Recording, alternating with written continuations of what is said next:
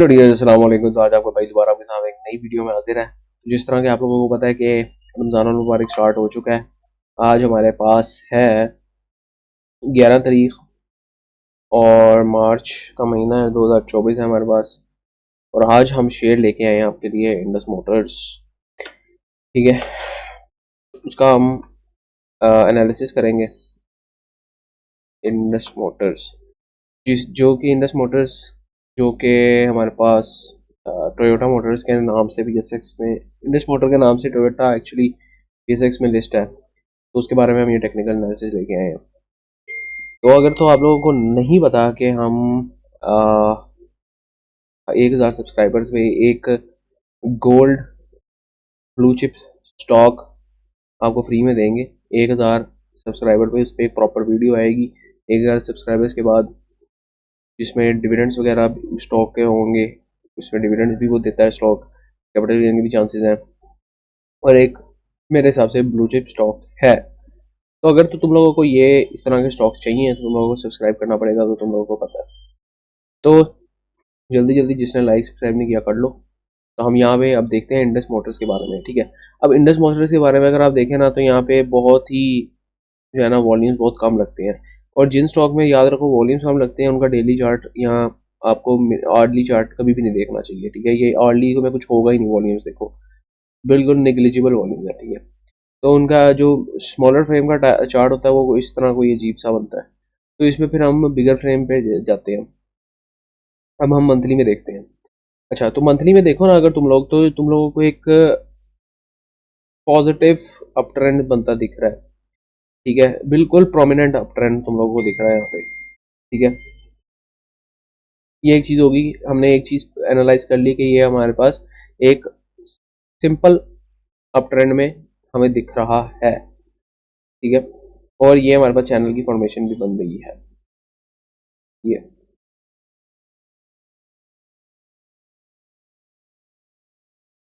को रिमूव कर देते हैं, इसको प्रिसाइज कर ले थोड़ा। तो तकरीबन तकरीबन हमें ये चैनल की फॉर्मेशन बनती दिख रही थी। इस चैनल को तोड़ा उसने, दोबारा से ऊपर रेजिस्टेंस लेके दोबारा उसी चैनल में आके दोबारा घूमना स्टार्ट हो गया। ठीक है, तो ये एक हमने चीज देख ली कि ये एक अपने कॉन्टिन्यूस अप ट्रेंड मूव में है। और अगर सपोज करो तुम लोगों ने इसमें 1 2 3 4 5 5 महीनों पहले इन्वेस्ट किया था, तो तुम लोगों के पास कितना गेन होता, ये देख लो अभी तुम लोग। अगर तुम लोगों ने 800 के करीब खरीदा होता है, या सपोज करो इसने लोएस्ट के करीब खरीदा होता ना, तो तुम लोगों को अभी अभी अभी तुम लोगों को 80 90% का गेन होता। मतलब तुम लोगों ने 1 लाख इन्वेस्ट किया, तो तुम लोगों का 1,80,000 तकरीबन हो चुका होता। ठीक है, और ये लॉन्गर रन में हमें हमें देखने को मिल रहा है ये स्टॉक अप ट्रेंड में ही है, और ये एक बहुत अच्छी प्राइसेस में हमें मिल रहा है। ठीक है, और इसमें आपने यहाँ पे पैसा लगाया तो सोच लो आगे ये 50 60 का शेयर था। सोच लो आप कहाँ पे अभी होते हैं 2009 में।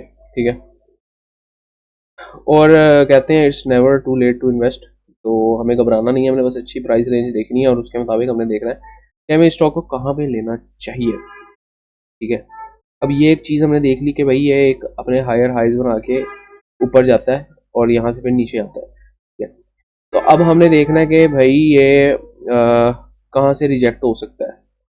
अगर सपोज हम यहाँ पे अपना टूल लगाते हैं और यहाँ से सपोज ये इधर हाई ऊपर जाके लगाता है। ठीक है, तो ये दोबारा किस प्राइसेस में हमें मिल सकता है, तो वो प्राइसेस हम मार्क कर लेते हैं।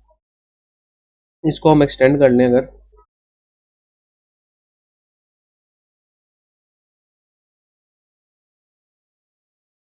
तो सपोज हम यहाँ पे रख लेते हैं ताकि हमें एक ब्रॉडर व्यू मिल जाए।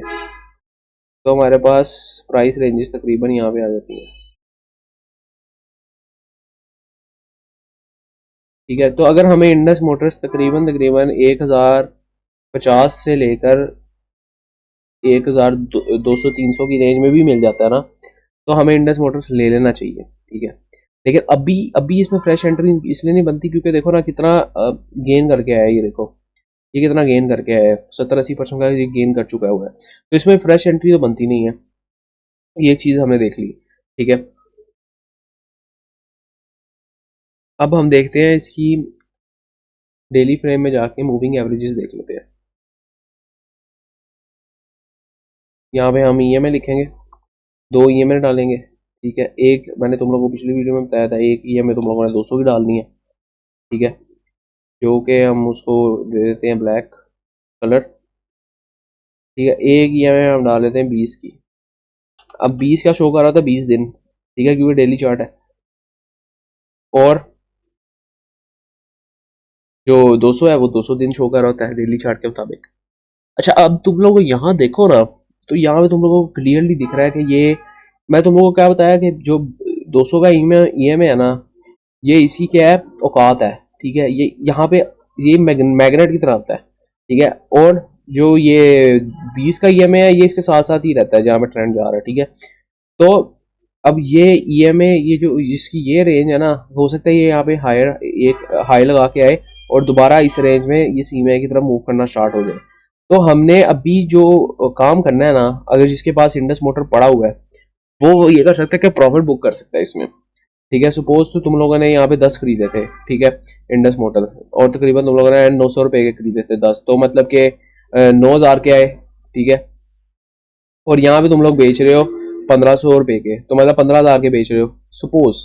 ठीक है, अब यहाँ पे जब नीचे दोबारा इस रेंज में आएगा जो मैंने तुम लोगों को बताई है, ये 1000 से ये इस 1200 की रेंज में, तो तकरीबन तकरीबन तुम 15 खरीद लोगे, तो तुम्हारे पास नंबर ऑफ शेयर्स इंक्रीज हो जाएंगे। ठीक है, इस तरह अपने आप को वो देखना होता है आपने, कि आपने नंबर ऑफ शेयर्स किस तरह इंक्रीज कर दो। जब नंबर ऑफ शेयर्स इंक्रीज होंगे तो तुम लोगों को डिविडेंड भी उस हिसाब से मिलेंगे। अब देखो, तो जिसने यहाँ तक होल्ड करके, यहाँ से होल्ड करके रखा हुआ है, ठीक है, सपोज यहाँ से इसने होल्ड करके रखा हुआ है, ठीक है, अब उसको डिविडेंड भी तो उसी लिहाज से मिलेंगे ना, कि जिसने यहाँ पे होल्ड किया है लेकिन यहाँ पे ऊपर बेचेगा नहीं, ठीक है, और नीचे जाके सस्ते में शेयर्स नहीं खरीदेगा, तो उसको फिर डिविडेंड भी उस हिसाब से कम ही मिलेगा ना।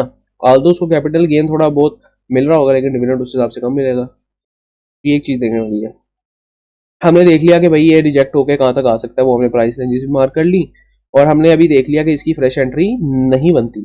ठीक है, अब फ्रेश एंट्री कब बनेगी? फ्रेश एंट्री के लिए हमें वेट करना पड़ेगा। अब वेट कितना पकड़ना पड़ेगा?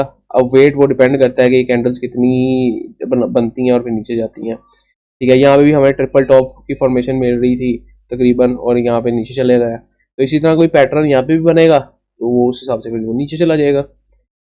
अब ये नहीं हो सकता कि ड्रास्टिकली ये अंधा ऊपर चला जाए। ठीक है, क्योंकि ये एक चैनल की फॉर्मेशन है। अब यहाँ पे इसने कोशिश की, ठीक है, लेकिन जो सेलर्स थे उन्होंने प्रॉफिट टेकिंग भी करनी थी, वो वापस उसको नीचे ले आए। ठीक है, तो ये हमने देखना है, अपने रिस्क और रिवॉर्ड को मैनेज करके चलना है। अभी इसमें फ्रेश एंट्री बिल्कुल भी नहीं बनती है, तुम लोगों को पहले बता रहा हूँ, फिर बाद में ना कमेंट्स में कहना कि हमने फ्रेश एंट्री कर ली थी और ये और वो।